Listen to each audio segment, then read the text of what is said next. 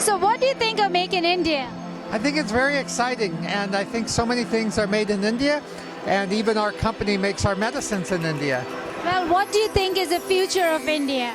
I think it'll be making more and more things for more and more people and becoming higher and higher technologically and in making many things out of nanotechnology.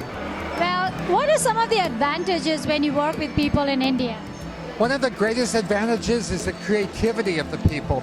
To make new things in a technological society, you have to think outside of the box, and the Indian culture encourages people to be open and creative. Well, thank you. Good luck to you and enjoy the rest of the evening. Our pleasure. What do you think of India?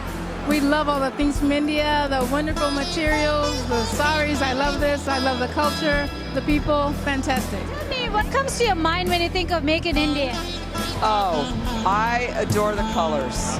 Every time I go, I'm blown away by just this array of bright color that awakens all your senses.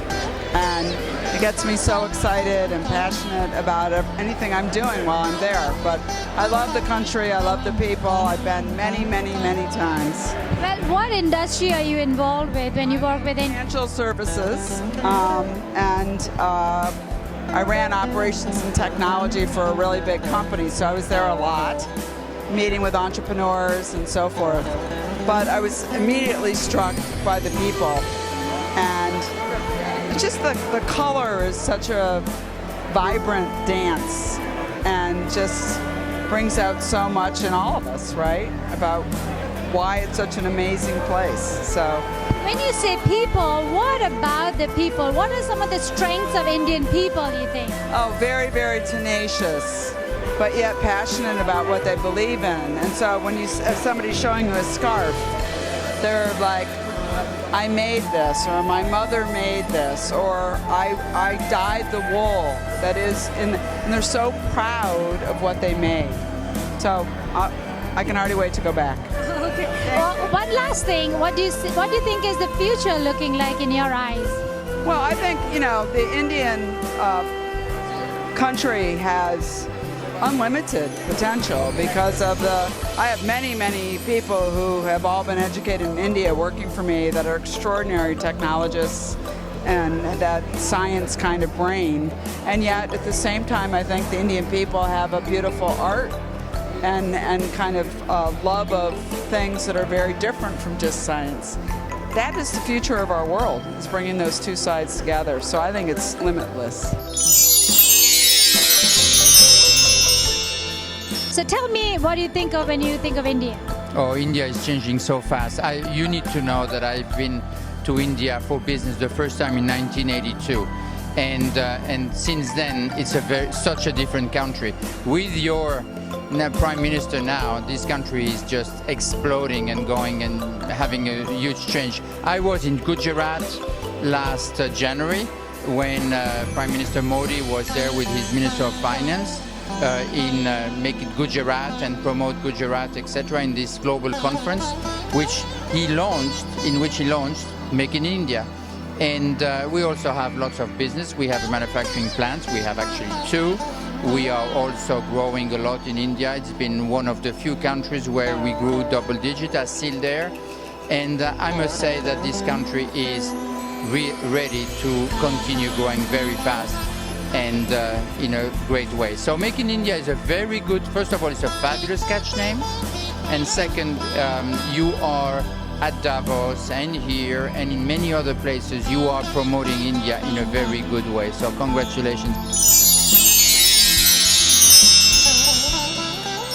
Talking to Denise, who has my dream job of sourcing artifacts from India. Tell me about your experience working with India.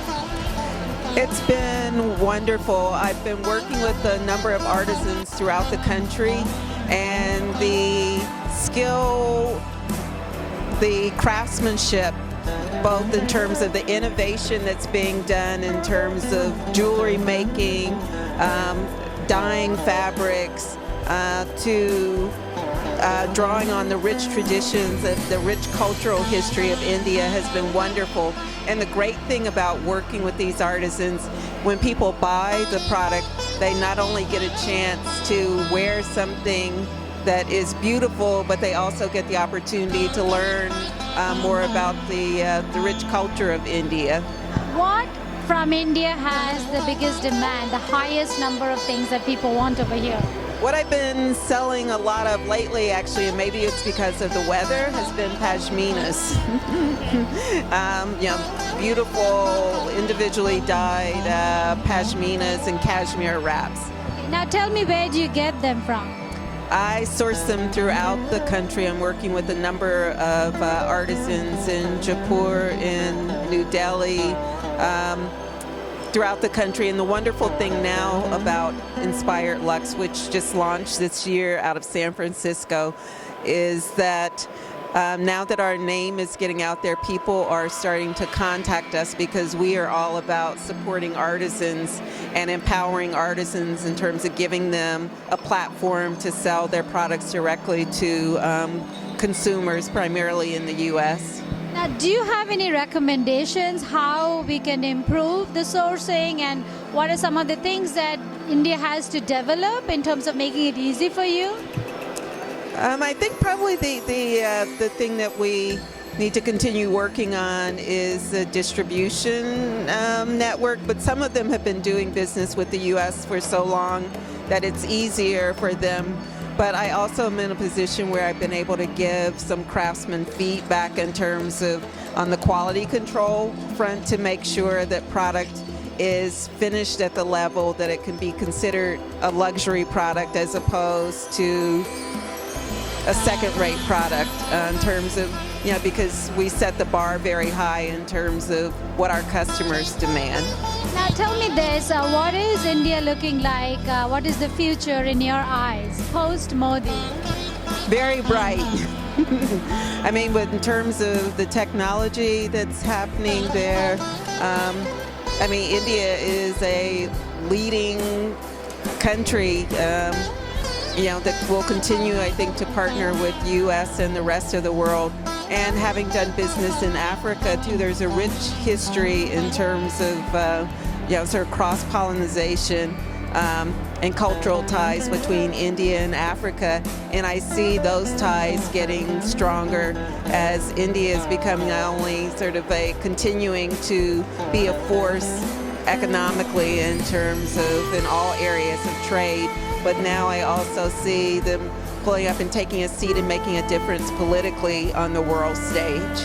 Thank you. Enjoy the rest of the evening. And one other note, if I can say, is that women, it's all about women and empowering women, which is very important to me.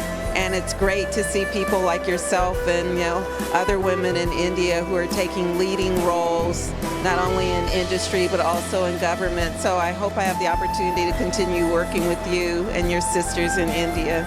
Thank you so much. That's why we call ourselves WomenNow. So it's Women of Today. And I'm sure we'll be able to collaborate because that's really my passion. When I go to India and I see these artists making things in the roadsides, and I buy a lot of them because I love it. But if I was able to source them for a larger audience here, I'd love it. So Nina, tell me, when you think of Make in India, what comes to your mind first? Well, I think of India as one of the most important emerging markets in the world. So in fact, today at our Fortune Global Forum conference, a major CEO said, in fact, that India is the most important emerging market. I am moderating a panel tomorrow on that very subject, and we'll have the Commerce Minister from India on that panel, and she'll be able to address that as well. Now, so far working with India, what are some of the advantages you noticed or observed, or what are some of the disadvantages working with them? Well, I find it an incredibly dynamic and innovative country, and I think there's a lot of innovation coming out of it, and particularly under Modi, there's a lot of embracing of business and what business can bring to a big country like that. So tell me, what do you think of Make in India? Well, I think it's a very interesting concept, and obviously we're seeing a lot happen from an industry perspective in India. I've had an opportunity to work with many companies that have staff there and are innovating with technology, and I think we're seeing an incredibly sharp young population of engineers and developers. And so I think there's a great opportunity certainly ahead in India. So what are some of the good things that has happened post-Modi working with India? Yeah, well, I think certainly a better appreciation of Bollywood in the United States, which is something we can all learn from. And I say that in jest, but there's a lot that is actually interesting and transferable for the American entertainment industry. And so I think that's something that is very interesting. I think there's a lot of cultural things that are quite interesting about India that we can certainly learn more about in the United States as well. So tell me your experience working with India. Oh, actually it was so far a very interesting and good experience. We have offices in Pune and also in Chennai, and we are doing there the fabrication of heavy-duty trucks, Bharat-Benz in India, in Chennai, and we are also doing leasing and financing for cars and trucks in India. So when you say leasing of cars, is it like fancy cars, and what is the demand looking like, and which part of India has the most demand for that? Yeah, for the most demand for wonderful, nice Mercedes cars is for sure in Delhi and Mumbai, but also in Pune and other cities, and it's really good to do business in India. So what is the future looking like in a post-Modi government in India? First of all, I think India, the country, is happy with Mr. Modi, and he's doing a very nice job. And right now we are looking forward to more growth. It's coming, good perspectives in the business. And I assume India, and we heard it also today in the conference, there are big opportunities doing business in India. What were some of the advantages while you were working or setting up your office in Mumbai? Well, the advantage was to work with people who are from India, who know the market, who know the culture, know the people, know what is desired, what is needed, and can help us to manage that and build our products that would be useful to the people there. We don't like to just come in and somehow think we know, because we know we don't. So what is the future looking like in your eyes? I just want to know from someone who's not been to India from outside, what is it looking like? Well, it looks to me like India is developing rapidly. I do spend a lot of time in China, and I've seen that happen there. And I think India is the next really great place in the world where you're going to see continued and expansive development. So we're very excited to be working there.